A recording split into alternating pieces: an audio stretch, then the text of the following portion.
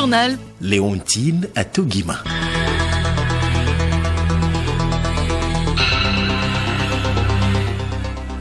Merci pour votre fidélité à la mère des radios. Mesdames et messieurs, bonjour et bienvenue dans cette grande édition de la mi-journée, le sommaire. L'un des axes prioritaires du gouvernement Adogbe est le renforcement de l'inclusion et l'harmonie sociale. Ainsi, la chef du gouvernement a fait de la lutte contre la pauvreté son chemin de bataille. Face aux Togolais sur la télévision nationale, Madame Victoire Tomega Adogbe a évoqué des pistes de solutions pour combattre ce fléau de précarité chez les populations togolaises.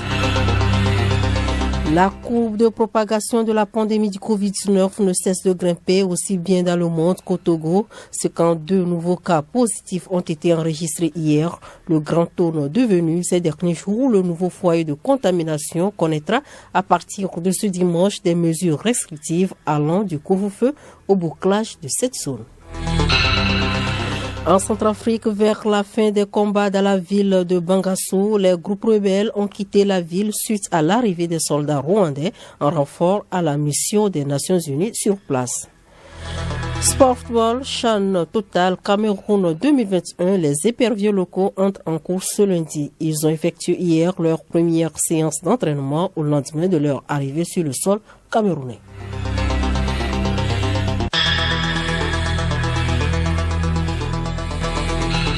radiolomé.tg. L'un des axes prioritaires du gouvernement Adogbe est le renforcement de l'inclusion et l'harmonie sociale.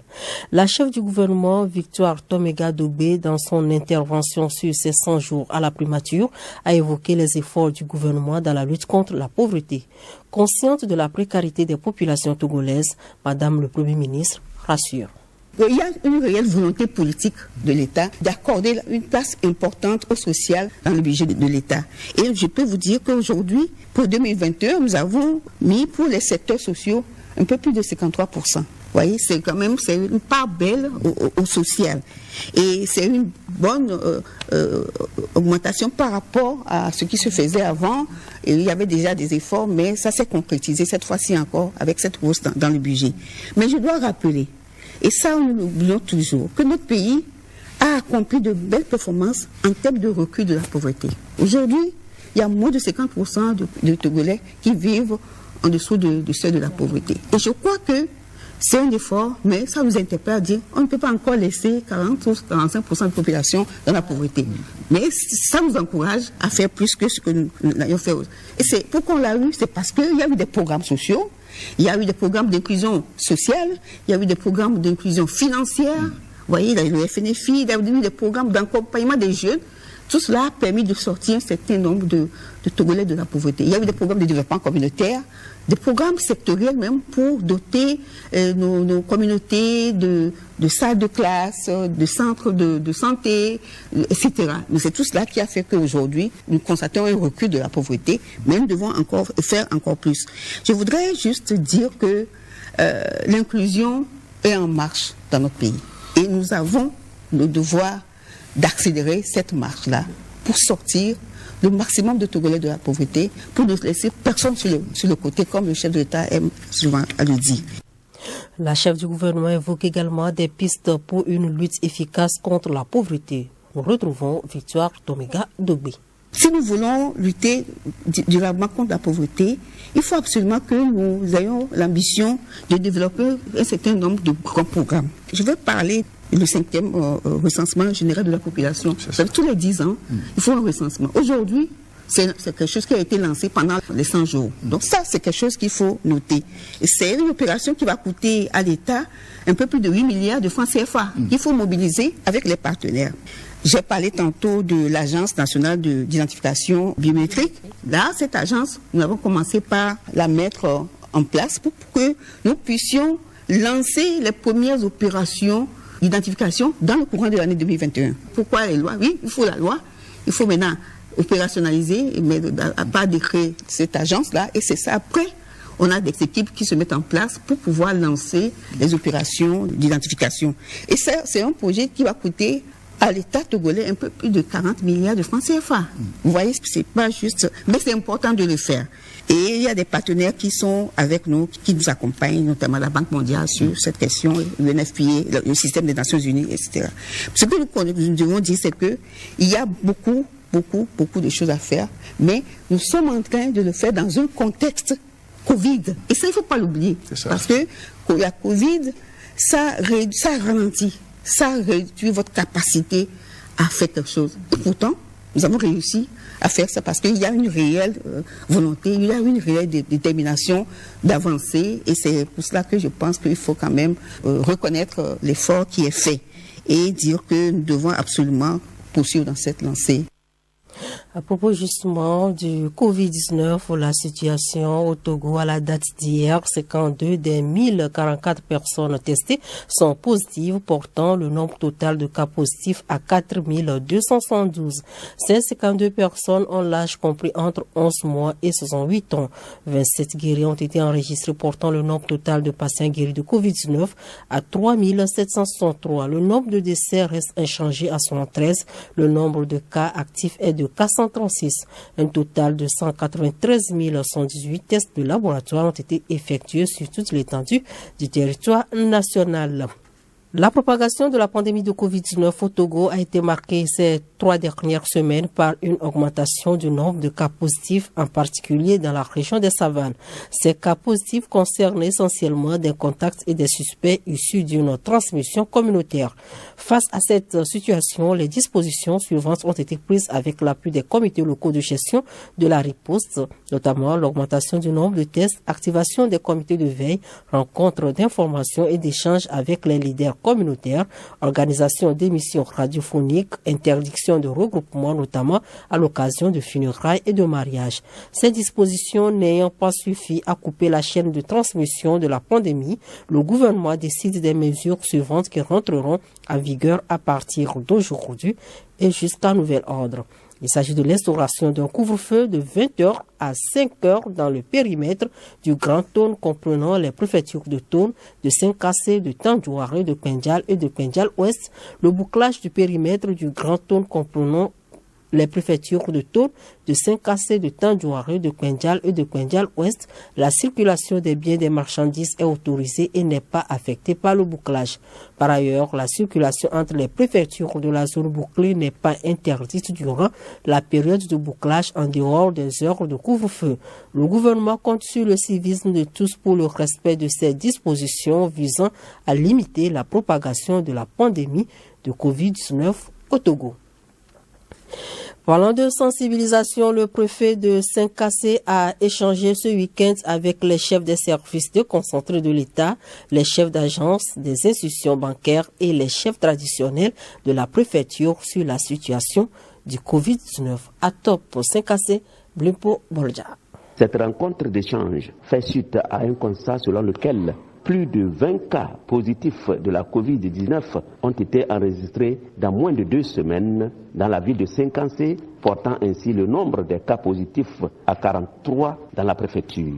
Cette recrudescence, selon le préfet Anani, est due à un relâchement de la population dans le respect des mesures barrières édictées par le gouvernement dans la lutte contre cette pandémie. Une occasion pour le représentant du pouvoir central d'attirer l'attention des uns et des autres sur la gravité de la situation avant de rappeler à chacun son rôle dans cette lutte afin que ces mesures barrières soient respectées dans les services administratifs, dans les banques et dans tous les villages et quartiers de la préfecture. Le directeur préfectoral de la santé de Saint-Cassé, Dr Yobo Luki Hezoué, a quant à lui présenté les statistiques de l'évolution de la maladie qui sont très alarmantes. Le préfet de Saint-Cassé et le directeur préfectoral de la santé, appuyés par le maire de la commune Saint-Cassé 1, M. Nanyango Koundio, ont invité chacun à redoubler d'efforts dans le respect des mesures barrières, notamment le lavage des mains, le port des bavettes et la distanciation physique afin de rompre la chaîne de transmission de cette terrible maladie. De Saint-Cassé, Blimpo Bolja, agent de presse pour Radio Lomé. Le journal Léontine à Togima. Actualité hors de nos frontières, de quoi sont morts 3 présumés djihadistes arrêtés par l'armée malienne le 13 janvier dernier, non loin de la localité malienne de Boulekessi dans le nord. Plusieurs versions circulent sur le sort de ces hommes interpellés lors d'une opération antiterroriste. Face aux inquiétudes soulevées par des habitants de Kobou, localité où les personnes accusées de terrorisme ont été arrêtées, une enquête a été ouverte par l'armée pour déterminer les conditions exactes de leur décès survenu lors de leur transfert vers une localité du centre du Mali. Au Cameroun, Human Rights Watch appelle à nouveau à la libération d'opposants du mouvement pour la renaissance au Cameroun. Ils avaient été arrêtés en septembre 2020 alors qu'ils étaient en réunion. Les groupes armés ont quitté la ville de Bangassou, l'une des villes dont ils avaient pris le contrôle il y a 2 semaines. Le 3 janvier dernier, Bangassou est une ville d'environ 40 000 habitants située à 750 km à l'est de la capitale Bangui, mais un tiers de la population a fui ces dernières semaines. Selon plusieurs sources, les rebelles ont quitté la ville dans la nuit de vendredi à samedi après avoir pillé le centre-ville. Emmanuel Amegblamé. Selon plusieurs officiels, les groupes armés ont entamé leur retrait dès jeudi avec le départ d'au moins 5 pick-up et une dizaine de motos et ce retrait s'est accéléré dans la nuit de vendredi à samedi. Des tirs ont été entendus vers minuit. Les rebelles ont ensuite pillé les commerçants du centre-ville avant de quitter Bangassou à pied. Au moins 2 grands magasins et plusieurs boutiques ont été entièrement saccagés. Un soulagement pour la population qui va pouvoir commencer à rentrer, a indiqué l'évêque de Bangassou. Près d'un tiers des habitants de la ville avaient fui l'offensive des rebelles il y a 15 jours pour trouver refuge notamment au Congo voisin. Les groupes armés seraient partis dans différentes directions, dont un groupe vers Bangui et un autre vers Niakari à 17 km vers le nord. Il est impossible de dire combien ont quitté la ville, mais ce retrait s'effectue alors que des soldats rwandais sont arrivés à Bangassou il y a 2 jours en renfort de la mission des Nations Unies qui est sur place. Merci à vous, Emmanuel Amegblamé. Situation du Covid-19 en France. Le pays a franchi hier la barre des 70 000 morts du Covid-19 depuis le début de l'épidémie, selon les chiffres de Santé publique France. Au total, 110 142 personnes sont décédées des suites de la maladie, dont 196 dans les dernières 24 heures, précise l'Agence nationale à l'occasion de son bilan quotidien. Face au retard de Pfizer dans la livraison des doses de vaccins contre le Covid-19, les provinces du Canada espacent les vaccinations. Aux prises avec une augmentation des cas, le Québec a choisi de repousser la date de la seconde dose administrée à ses citoyens, puisque 2 doses sont nécessaires pour être totalement immunisés. Juliette Camden. Comme plusieurs pays à travers le monde, le Canada fait face à un retard de livraison des vaccins contre la COVID-19 fabriqués par Pfizer. Si au Canada, c'est l'État qui commande et reçoit les doses de vaccins, la vaccination, elle, relève de chaque province. Depuis quelques jours, le retard dans les livraisons amène les gouvernements provinciaux à revoir leurs plans. En Ontario, par exemple, les autorités ont choisi de repousser la date recommandée par Pfizer pour administrer la seconde dose de vaccin. Plutôt que d'être vaccinés 3 semaines après la première dose, les Ontariens pourraient recevoir la seconde jusqu'à 42 jours plus tard. Au Québec, le gouvernement repousse encore ce délai. Il pourrait s'écouler jusqu'à 3 mois entre la première et la deuxième vaccination. On s'inquiète déjà dans le milieu médical. Plusieurs spécialistes évoquent le manque de données scientifiques à propos de l'efficacité du vaccin en raison d'un tel étalement de la vaccination. Le tremblement de terre de magnitude 6,2 degrés qui s'est produit vendredi a fait 60 morts, des milliers de sans-abri et des centaines de blessés d'après un dernier bilan rapporté par les autorités. Il a déclenché la panique chez les habitants de l'ouest de l'île de Célèbes, déjà dévastée en 2018 par un très fort séisme suivi d'un tsunami dévastateur qui avait fait 4300 morts. Jour J-3 avant l'investiture de Joe Biden, tous les États américains sont en alerte ce dimanche. Selon les informations du FBI, des partisans de Donald Trump, mais aussi des groupes d'extrême droite pourraient organiser des démonstrations armées autour des lieux de pouvoir à travers le pays pour protester contre ce qu'ils considèrent toujours comme une élection volée.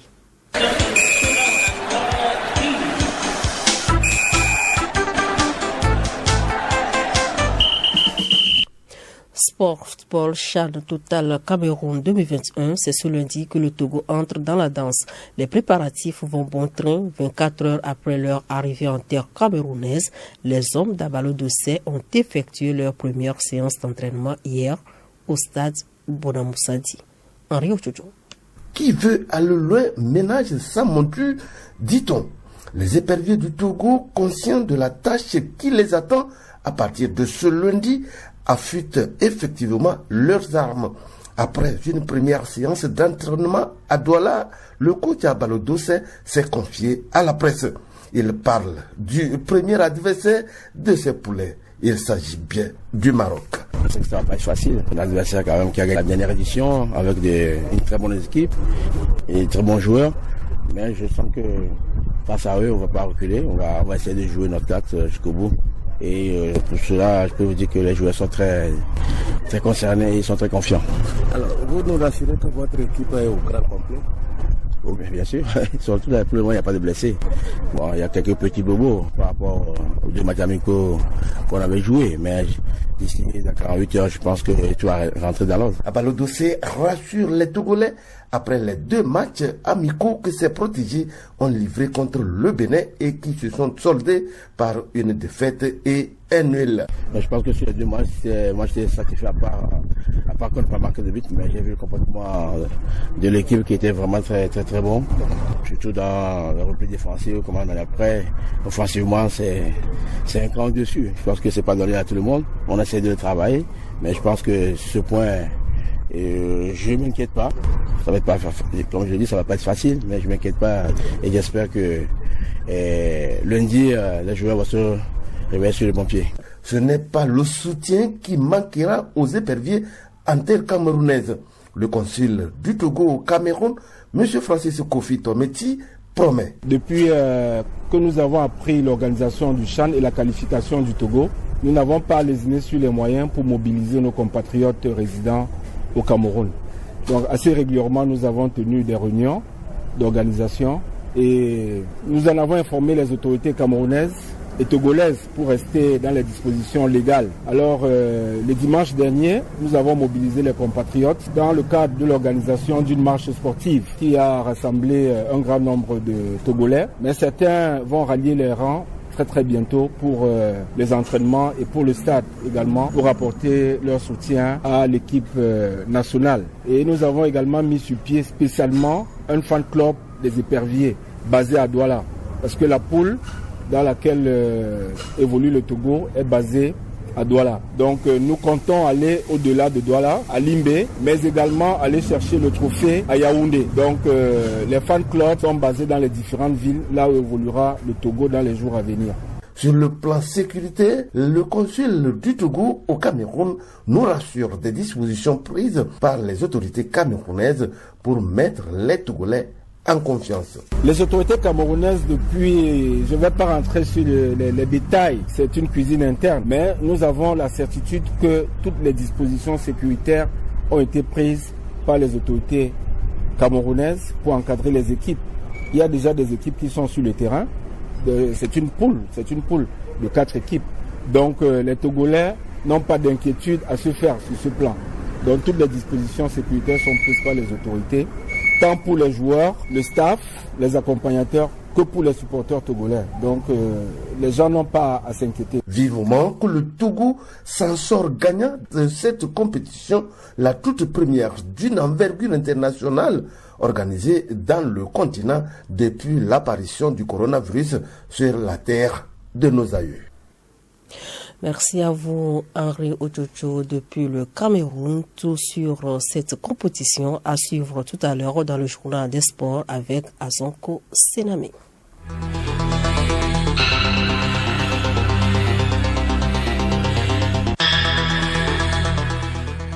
Point final à cette édition. Merci de nous avoir suivis. Le rappel des titres, l'un des axes prioritaires du gouvernement d'Obé est le renforcement de l'inclusion et l'harmonie sociale. Ainsi, la chef du gouvernement a fait de la lutte contre la pauvreté son chemin de bataille. Face aux Togolais sur la télévision nationale, Madame Victoire Tomega d'Obé a évoqué des pistes de solutions pour combattre ce fléau de précarité chez les populations togolaises et vous l'avez suivi dans cette édition. Sport, football, CHAN Total, Cameroun 2021, les éperviers locaux entrent en course ce lundi. Ils ont effectué hier leur première séance d'entraînement au lendemain de leur arrivée sur le sol camerounais. La courbe de propagation de la pandémie du Covid-19 ne cesse de grimper, aussi bien dans le monde qu'au Togo. 52 nouveaux cas positifs ont été enregistrés hier. Le Grand Tourne devenu ces derniers jours le nouveau foyer de contamination connaîtra à partir de ce dimanche des mesures restrictives allant du couvre-feu au bouclage de cette zone.